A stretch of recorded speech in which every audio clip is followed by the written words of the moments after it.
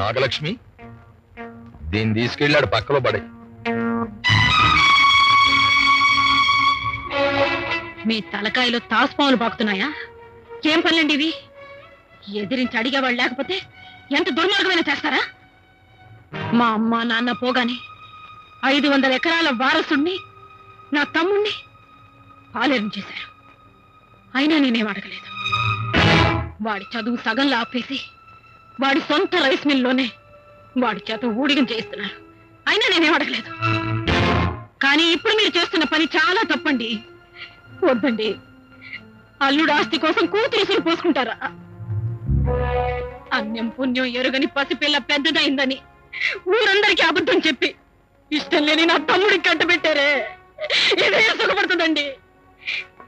కోతకి రాని చేనుకొస్తే ధాన్యం రాలదండి. ఎందుకు గంట మిగులుతుంది. సంతోషించావులే.